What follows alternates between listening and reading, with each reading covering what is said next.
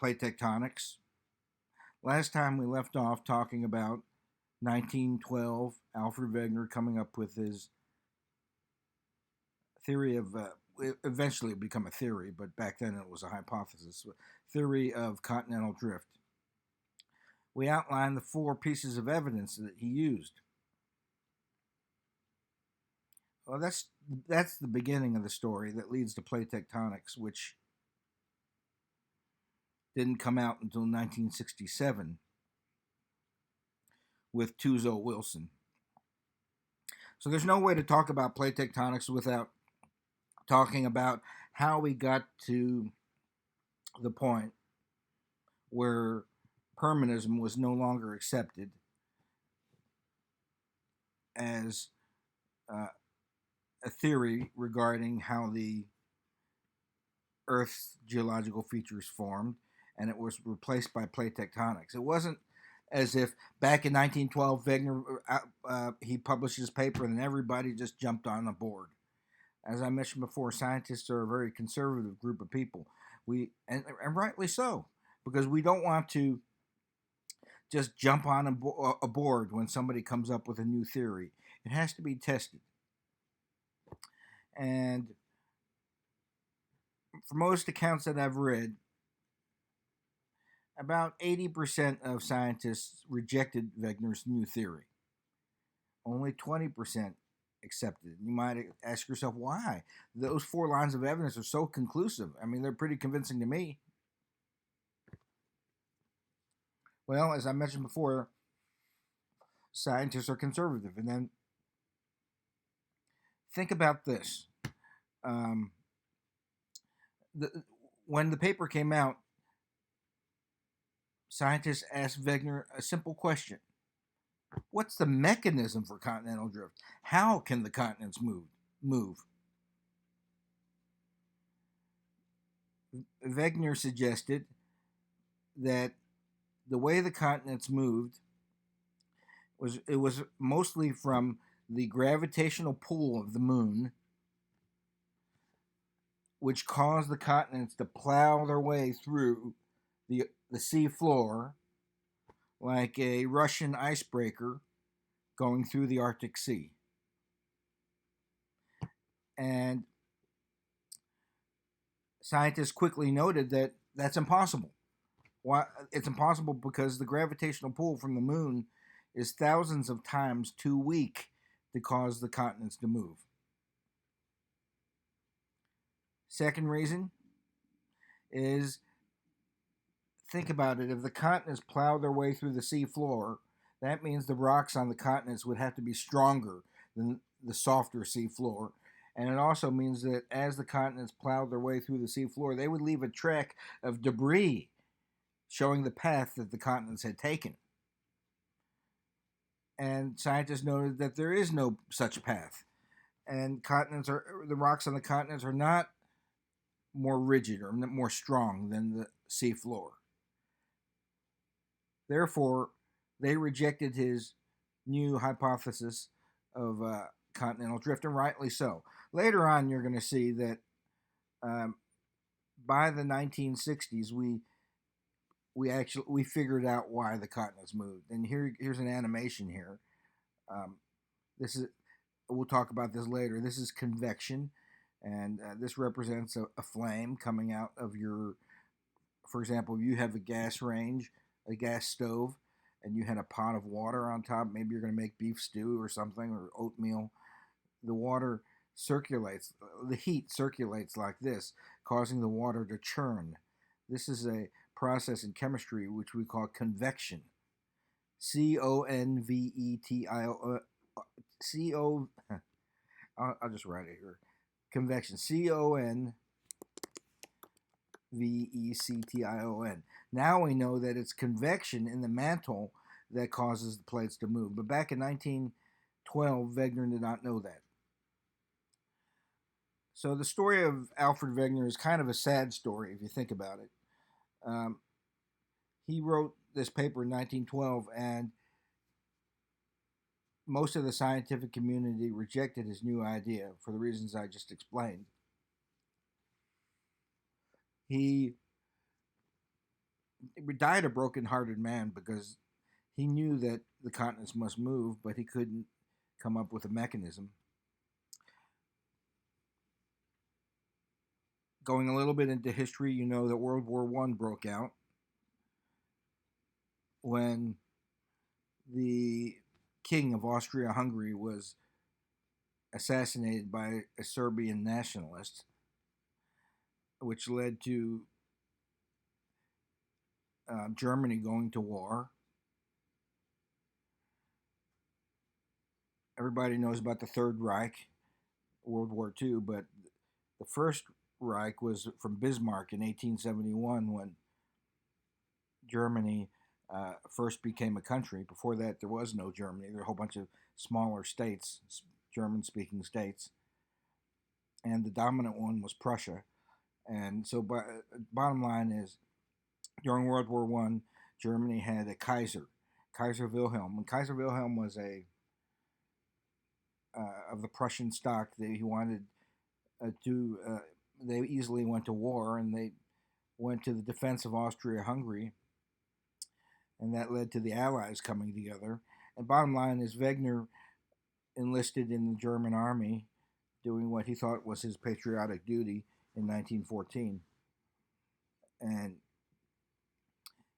he served on the Western Front. And back then we had airplanes, but we also used spotter balloons. And spotter balloons were these balloons that they would send up, and there'd be an observer up in the balloon, and they would look down at the enemy, and he would be looking down at the French and the British in their trenches, and he would call artillery fire onto the Allies. I can kind of relate to that because I was a forward observer when I was in the Army. I could spot enemy vehicles, and I can call artillery fire onto them. Anyway, so he served during the war, but what that meant is that he didn't have time to work on his idea of continental drift until 1918, when the Germans and Austria-Hungary and the Ottoman Empire surrendered to the Allied side. After 1918, he continued to work and gathering new evidence to support his theory of continental drift. He died of a heart attack, really a broken-hearted man. I think it was in 1931, he died crossing the Greenland ice cap with a team of dogs. He had a heart attack, and he didn't gather any more information after that. And I think it would hearten him to know that now he's a hero. His ideas led to plate tectonics. There's a statue of him in Berlin. There's a whole museum in Berlin. German scientists are very proud of him. So is the rest of the world. His ideas led to plate tectonics.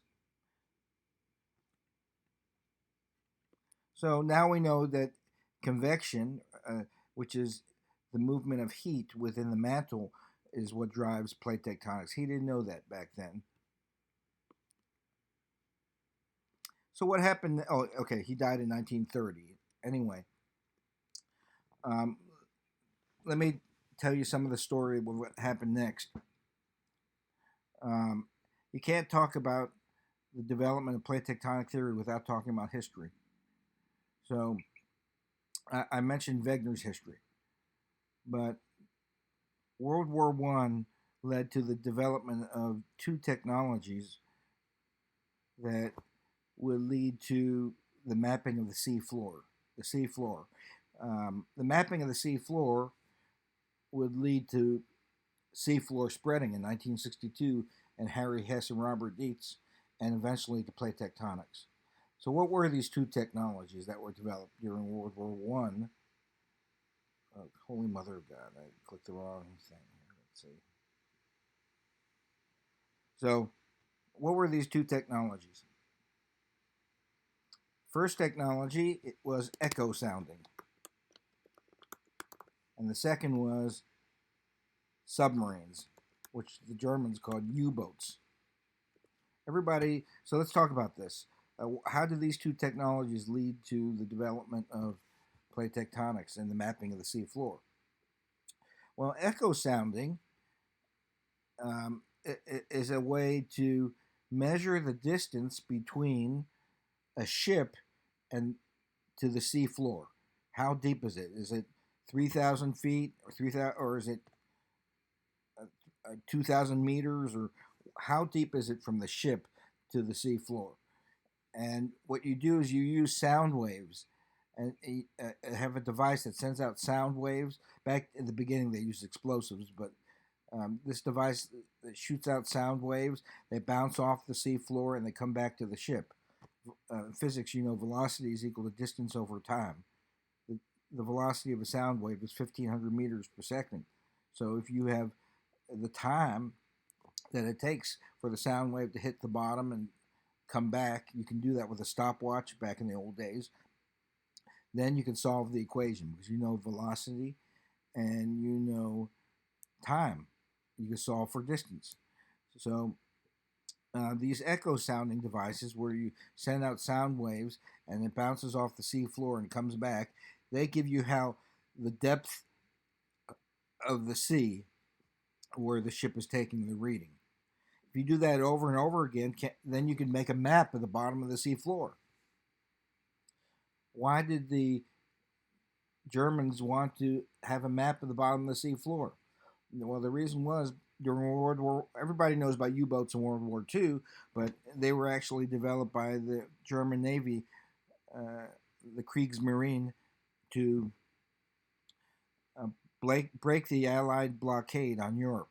The Germans and the Austria-Hungarian Empire were blockaded by the Allies, which was Britain, France, the United States, and Italy.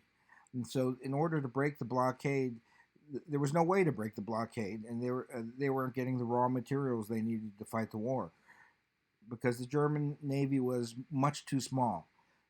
During World War I, the Royal Navy was the biggest navy in the world, and the Germans only had a navy of 1/3 the size in terms of surface ships, such as battleships and cruisers and dreadnoughts and destroyers. So there was no way to break the blockade using conventional means. So the Germans developed this new technology called the U-boat, which is a submarine. And it was used both to sink Allied shipping and to get underneath the surface ships and get their supplies and bring them back to Europe. They were very successful in causing a lot of problems for the Allies, but it wasn't enough for them to win the war. So why did you want to make a map of the bottom of the sea floor? Is because you needed that in order to know how deep the water was, so the submarines could escape attacks from surface ships like destroyers, which sent off explosives off the sides of the stern of their ships. These are called depth charges. So if you had a map of the sea floor, you could form escape routes so that submarines could break through the blockade. Well, that led to the mapping of the sea floor, the beginning of the mapping of the sea floor in the North Sea and the English Channel area. So that was the beginning of the mapping of the sea floor. And then what happened was, and I'm skipping a lot of things because we don't have enough time, but World War I ended with the surrender of the Central Powers. Germany, Austria-Hungary, and the Ottoman Empire surrendered. The Austrian Empire was broken apart into Austria and Hungary, two separate countries. Germany lost a lot of land. The Ottoman Empire was broken apart, and the Germans were forced to sign something called the Treaty of Versailles. And the Treaty of Versailles took away a lot of German land, like West Prussia, for example, and then it made the Germans responsible for the war, and they had to pay reparations, which was a large amount of money to compensate the Allies for the destruction that was caused during the war. The German Navy was a lot of the ships were confiscated, and so the Allies discovered this echo sounding technology and also learned about the U-boat technology. So the Royal Navy and the French Navy, the British Navy, the Chinese Navy, all kinds of they all knew. They learned the technology for mapping the seafloor. So we started to make more and more maps of the bottom of the seafloor, patches here and there. And since the Germans had to pay all this money for these reparations, which was very difficult because French troops were occupying the Ruhr and the Rhineland area, and they couldn't do it. And they had the German currency, the mark, became worthless. People would have to carry an entire wheelbarrow full of marks to buy a loaf of bread by the late 1920s and early 1930s. And usually when you have a disaster, such as an economic disaster, that's when extremist groups come out and try to overthrow the system. And in the early 1930s, there were those on the extreme right, on the extreme left, who were trying to squeeze out the more reasonable people in the middle. On the extreme left, you had communists, anarchists, and on the extreme right, you had Nazis, and then you had people who wanted to bring the old Kaiser back, and the World War I veterans who were called Stahlhelm, and they were fighting in the streets. And eventually this led to the victory of the Nazi Party, the National Socialist Party, in 1933 when Hitler came into power. Now, when Hitler came into power, he quickly rearmed Germany. He started to develop more and more sophisticated echo sounders and U-boats in preparation for a possible new war. So everybody on the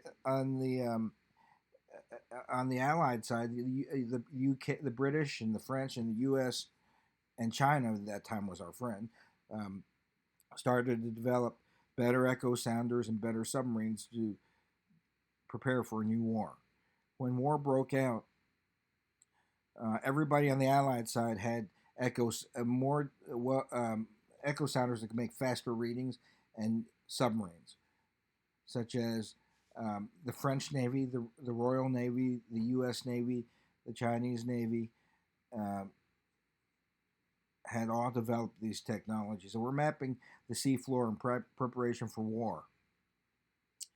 The Axis side did the same, and that includes the German Navy, the Japanese Imperial Navy, the Italian Navy, and believe it or not, even tiny countries like Bulgaria. So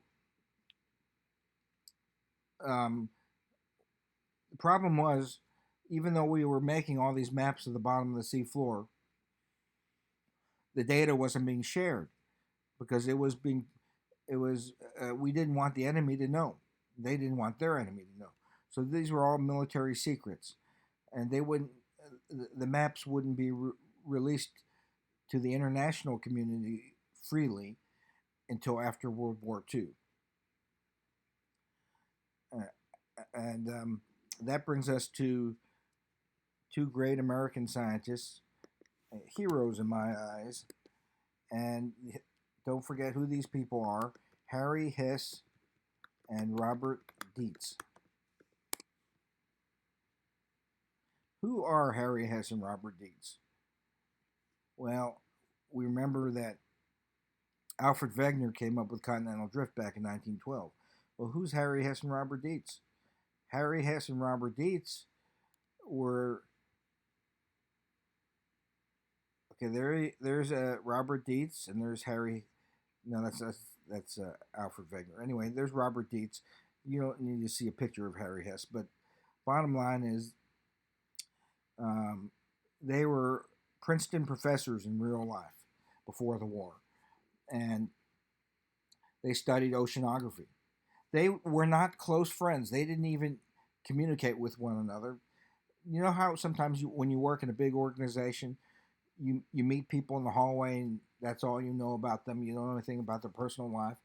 Well, that's the way they were. Even though they worked in the same place, they didn't interact really. It was such a large organization. But during the war, they did um, their patriotic duty. Harry Hess was a U.S. destroyer captain, and he hunted German U-boats in the Atlantic. Robert Dietz did his patriotic duty by hunting Japanese I-boats, they called them, in the Pacific. In order to hunt these submarines, they needed to use echo sounding, so they mapped parts of the sea floor, so they would know how deep, when their depth charges, these explosive charges that were set off the stern of the ship, when they were supposed to explode, was that you wanted to explode them near the submarine, so this submarine's hull would implode. Bottom line is, Harry Hess and Robert Dietz both noticed something quite interesting. Harry Hess noted that there was a mountain range that went through the North Atlantic all the way to the South Atlantic for thousands of miles. Mountain range that went all the way through the Atlantic Ocean, thousands of miles. It winded its way down, much larger than any mountain range on land. Robert Dietz noticed there was a mountain range in the Pacific that was winding its way all through the Pacific. Both of them knew that this was a huge scientific advancement, that, but they couldn't share the information because a war was going on. And when the war ended in 1945, first the Italians surrendered, and then the Germans, and then the Japanese. We confiscated all of the Axis echo sounding records, and we had the Allied side as well. And we started to map the bottom of the sea floor and share information after 1945. We couldn't do it too much after 1947-48 with the Soviet Union and Communist China because there was a Cold War going on. But all the free countries in the world joined an organization called JOIDES, JOIDES. What does JOIDES stand for? JOIDES stands for the Joint Oceanographic International Development and Exploratory Society. And JOIDES included our former enemies. Germany, Japan, and Italy joined JOIDES. They were democracies fighting against communism. So we had all of the free countries in the world making maps of the bottom of the sea floor. And then something huge happened in 1960. And it came out because of JOIDES. By the late 1950s, we had enough information to make a map of the sea floor, of the Atlantic Ocean sea floor. So we finished the Atlantic map first, and look at that. This is so cool. Look at this. There's a mountain range that winds its way through the Atlantic Ocean, all the way north of Iceland, through the island nation of Iceland, through the North Atlantic, down through the South Atlantic, larger than any mountain range on land. And interestingly enough, at the top of this mountain range is a rift.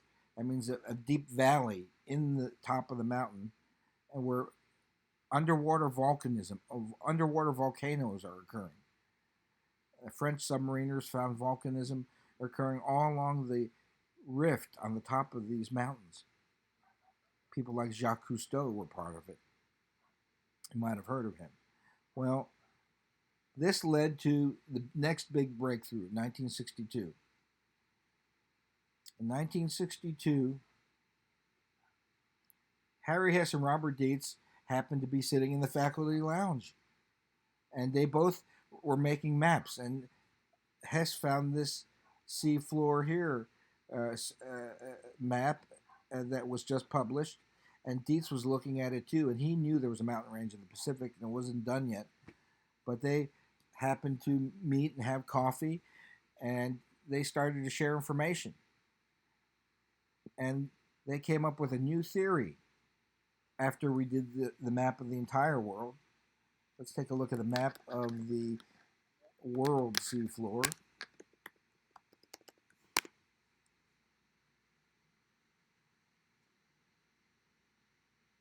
So by 1962, there was a map of the entire world seafloor. So not just the Atlantic, but the Indian Ocean and the Pacific Ocean. Look at that. That is amazing. This mountain range that we call the Mid-Atlantic Ridge, the largest mountain range on land, is actually part of a much larger mountain range. It goes south of Africa, the Cape of Good Hope in South Africa, into the Red Sea, and it winds its way all the way south of Australia into the Gulf of California, right here. So there is an okay. The best analogy I can make is I used to play baseball. There's a mountain range that spans our planet like stitches on a baseball. And in the center of the mountain ranges is volcanoes in a rift at the center of these mountains. And Hess and Dietz came together and came up with a new theory in 1962.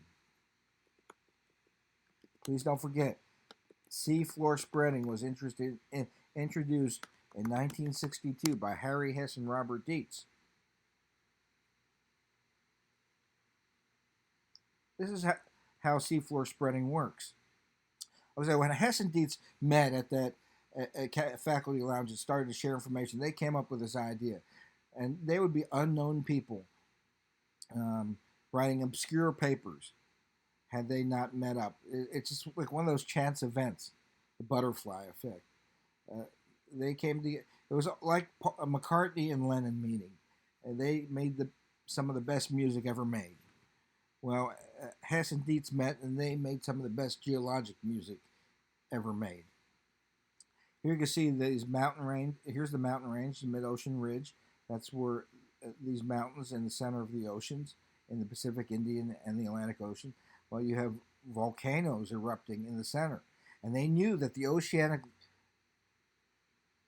crust, which we now call the lithosphere, because it's the uppermost mantle too, spreads apart like two conveyor belts away from the mid-ocean ridge system. And the continents, here you can see the continents, thicker continental crust, they can be pushed apart by the spreading oceanic lithosphere. They can push away the continents. In other words, think about it, ladies and gentlemen, this proves Wegener was right. Through seafloor spreading, continents could be pushed apart, and then they could come together on the other side. Because one continent moves away, it might move towards another continent. This proves Wegener was right. And so that was a huge leap. In 1962, Harry Hess and Robert Dietz, and I'll take a break here, and I'll make another video in about an hour or two.